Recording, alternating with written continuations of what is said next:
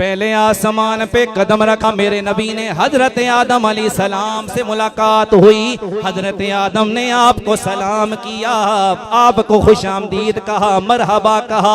उसके बाद मेरे आका आदम अलैहिस्सलाम से मुलाकात करके दूसरे आसमान पे जलवागर हुए। दूसरे आसमान पे हजरत नूह अलैहिस्सलाम से मुलाकात हुई, उन्होंने भी सलाम अर्ज की। तीसरे आसमान पे पहुंचे मेरे आका की मुलाकात हजरत इदरीस अलैहिस्सलाम से हुई, उन्होंने भी मुबारकबाद, उन्होंने भी मरहबा कहा, सलाम कहा। चौथे आसमान पे मेरे आका पहुंचे, हजरत इब्राहीम अलैहिस्सलाम से मुलाकात हुई। पांचवें आसमान पे मेरे आका पहुंचे, मेरे आका की मुलाकात हजरत यूसुफ अलैहिस्सलाम से हुई। छठे आसमान पे मेरे आका पहुंचे, मेरे आका की मुलाकात हजरत मूसा अलैहिस्सलाम से हुई।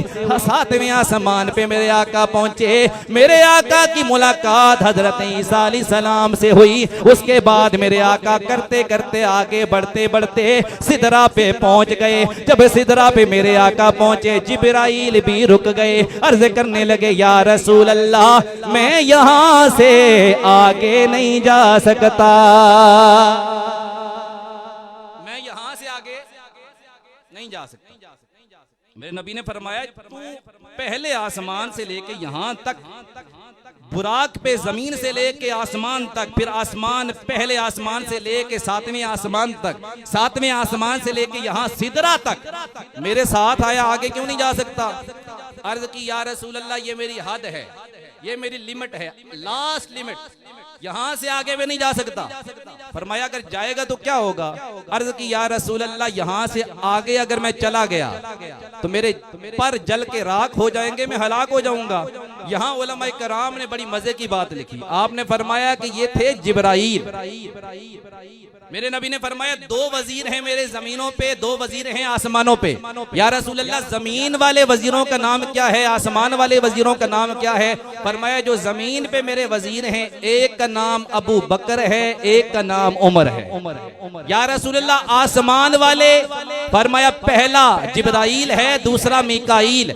अब मैं अर्ज कर रहा हूँ आसमान वाले वजीर की, हजरत जिब्राइल की। आप फरमाते हैं या रसूल अल्लाह यहाँ से आगे नहीं जा सकता, यहाँ से आगे मैं आपका साथ नहीं दे सकता, यहाँ साथ छोड़ना पड़ेगा। अब ये आसमान वाले वजीर की शान है, वो वहां छोड़ के नबी को चला गया। उलमा फरमाते ये आसमान वाला वजीर था, अगर जमीन वाला वजीर होता, आपको समझ नहीं आई, जमीन वाला वजीर कौन है? अबू बकर और उमर। तो कहा अगर अबू बकर होता ना तो वहां जाके रुकता ना, आगे चल पड़ता। हुजूर फरमाते जल के राख हो जाएगा। अर्ज करते या रसूल अल्लाह अगर यहाँ से आगे जाकर भी मेरा जिस्म जल के राख हो जाए, हलाक हो जाऊं, फिर भी कोई परवाह नहीं, जो होता है हो जाए, लेकिन मैं मोहम्मद का साथ कभी नहीं छोड़ूंगा। क्या कहा कि यहाँ से आगे बेशक मैं जल के राख ही क्यों ना हो जाऊं, आपका साथ मैं छोड़ूंगा नहीं। अच्छा अब अगली बात, जिब्राइल है नूरियों का सरदार, जहां आपकी हद खत्म हुई, जिब्राइल की हद खत्म हुई, वहां से आगे आका चल पड़े। अब यहाँ नुक्ता क्या है, सुभान अल्लाह कहें तो मैं सुना देता हूँ। पता ये चला कि मेरे आका सिदरा से आगे जा रहे हैं, सिदरा पे जिब्राइल की हद खत्म हो गई। पता ये चला जहां नूरियों के सरदार की इंतहा होती है, वहां से आगे नबियों के सरदार की इब्तदा होती है। कोई फलक तेरे ते यार गया, कोई सिदरा जाके हार गया, कोई फलक तेरे ते यार गया, कोई सिदरा जाके हार गया।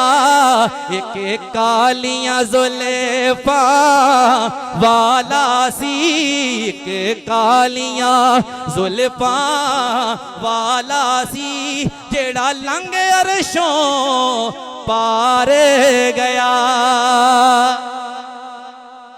हुजूर सिदरा से भी आगे चल पड़े, रफ रफ पे सवार हुए मेरे आका, आगे जा रहे हैं। करते करते फिर वो मकाम आया जिसे रब का अर्श कहा जाता है। रब के अर्श पे मेरे आका जलवागर हुए। जब अर्श पे चल रहे थे, जितना जितना करीब जा रहे थे, आगे से आवाज आ रही थी, उदनो मिन्नी या मोहम्मद, ए मेरे हबीब और करीब आओ। हुजूर और करीब होते गए। तवज्जो, फिर आवाज आई, उदनो मिन्नी या मोहम्मद, ए मोहम्मद और करीब आओ। हुजूर और करीब आए। करते करते करते अल्लाह की कुर्बतों में इस तरह जलवागर हुए, इतने करीब हो गए कि मेरे आका ने अपनी आंखों से अपने रब का दीदार फरमाया। अपनी आंखों से अपने रब का दीदार फरमाया। वहां थे मूसा अलैहिस्सलाम, एक तजल्ली देखी, बेहोश हो गए।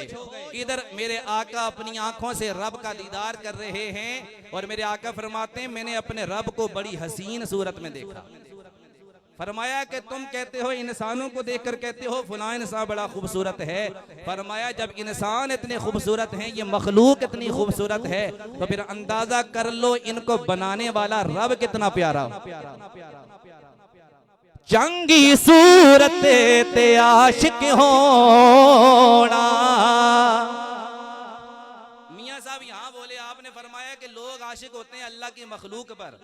फरमाया अगर वो मखलूक को इतना खूबसूरत समझते हैं, उस पे आशिक होते हैं, ये कोई दानाई नहीं है, कोई अक्लमंद नहीं है, अक्लमंदी नहीं है। अगर अक्लमंदी का काम करना है तो अक्लमंदी का काम ये है, उस रब से प्यार करो जिसने ये मखलूक बनाई है। आपने फरमाया चंगी सूरत ते आशिक होना, का दिए दानाई आशिक बने तो उस सोने दा जिसे शक्ल बना